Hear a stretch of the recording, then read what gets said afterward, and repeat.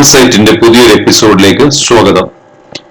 ഇന്നത്തെ ഈ വീഡിയോയിൽ ബിസിബേലെ ബാത്ത് എങ്ങനെ നമുക്ക് വീട്ടിൽ ഉണ്ടാക്കാം എന്നത് പഠിക്കാം. മലയാളിക്ക് അത്ര പരിചിതമല്ലാത്ത ഒരു വിഭവമാണ് ബിസിബേലെ ബാത്ത്. ഇത് കർണാടകത്തിലെ വളരെ വിശിഷ്ടമായ ഒരു ഭക്ഷണമാണ്.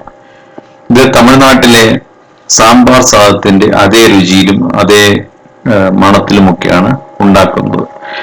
കർണാടകയിൽ നിങ്ങൾ വീടുകളിൽ പോയിട്ടുണ്ടെങ്കിൽ അവർ ഒരു സദ്യ പോലെ അല്ലെങ്കിൽ അതുപോലെ എന്തെങ്കിലും നിങ്ങൾക്ക് വിശിഷ്ടമായി തയ്യാറാക്കുന്നുണ്ടെങ്കിൽ അവരെപ്പോഴും തരിക ബിസിബേലെ ബാത്താണ്.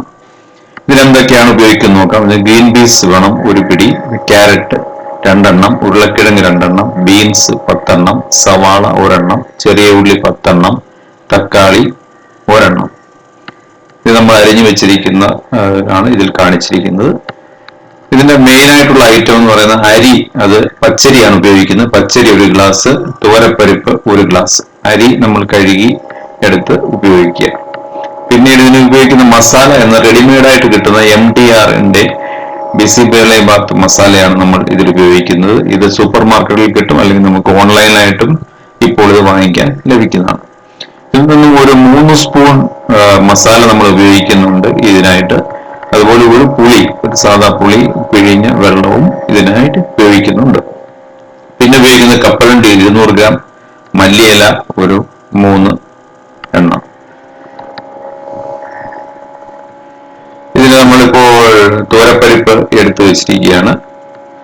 അതുപോലെ അരിയും അരി 1 ഗ്ലാസ് ആണ് നമ്മൾ ഉപയോഗിക്കുന്നത്. തോരപ്പരിപ്പും 1 ഗ്ലാസ് ആണ്. വെള്ളം ഒഴിക്കുമ്പോൾ ഇതിന്റെ ഡബിൾ, അതായത് 2 ഗ്ലാസ് വെള്ളം അരിക്കും, 2 ഗ്ലാസ് വെള്ളം തോരപ്പരിക്കും, അതായത് 4 ഗ്ലാസ് വെള്ളമാണ് ഒഴിക്കേണ്ടത്. നമ്മളിപ്പോൾ ഈ എല്ലാ അരിഞ്ഞു വെച്ച പച്ചക്കറികളും തോരപ്പരിപ്പും അരിയും എല്ലാം കുക്കറിൽ ഇട്ടിരിക്കുകയാണ്. അതായത് പച്ചക്കറി നിറയുന്നവരെ നമ്മൾ വെള്ളം ഒഴിച്ചിട്ടുണ്ട്, 4 ഗ്ലാസ് വെള്ളം. എന്നിട്ട് നമ്മൾ കുക്കർ ചൂടാക്കി തുടങ്ങി. അതിനുശേഷം അതിലേക്ക് കുറച്ച് ഉപ്പിടുക, ആവശ്യത്തിനുള്ള ഉപ്പിട്ട ശേഷം അടച്ച് നമ്മൾ 1 വിസിൽ വരുന്നവരെ ഇത് വേവിക്കാൻ വെക്കുക.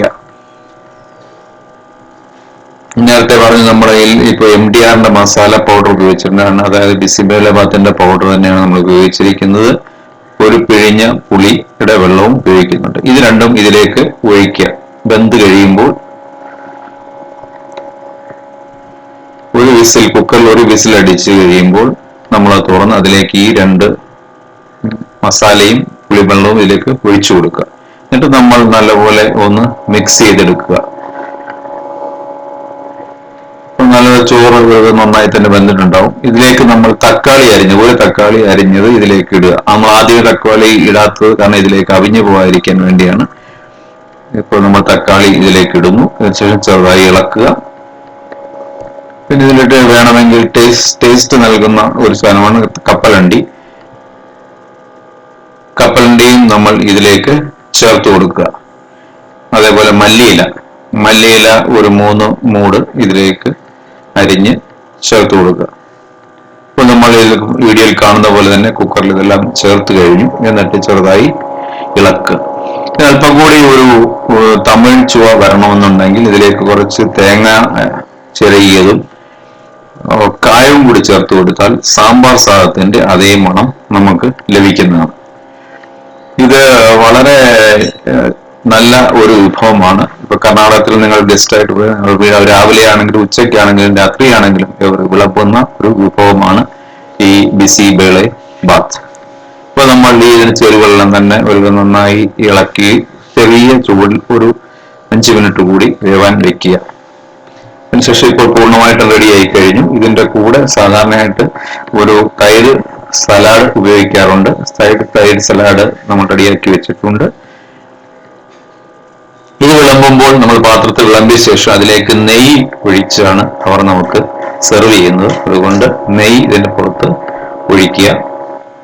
അതിന്റെ കൂടെ ഈ തൈര് സലാഡ് ഉപയോഗിക്കുന്നതുകൊണ്ട് ഒരു പിക്കിൾ, അതായത് മാങ്ങ പിക്കിളാണ് ഇവിടെ, മാങ്ങ അച്ചാറാണ് ഇവിടെ ഉപയോഗിച്ചിരിക്കുന്നത്. അതുകൂടി വിളമ്പി നമ്മൾ ഇവയെല്ലാം ചേർത്ത് മിക്സ് ചെയ്ത് കഴിക്കുക. ഇപ്പോൾ നമ്മൾ സാമ്പാറും ചോറും മിക്സ് ചെയ്ത്, അല്ലെങ്കിൽ സാമ്പാർ സാദത്തിന്റെ ഒരു രുചിയാണ് നമുക്കിതിൽ നിന്നും ലഭിക്കുന്നത്. ഇത് വളരെ ഹെൽത്തി ആയിട്ടുള്ള ഒരു ഫുഡാണ്. അധികം പ്രയാസമില്ലാതെ നമുക്ക് വീട്ടിൽ ഉണ്ടാക്കുവാനും പറ്റും. നിങ്ങൾ ഇത് വീട്ടിൽ ട്രൈ ചെയ്ത് നോക്കുക. തീർച്ചയായും നിങ്ങൾക്ക് ഇത് ഇഷ്ടപ്പെടും.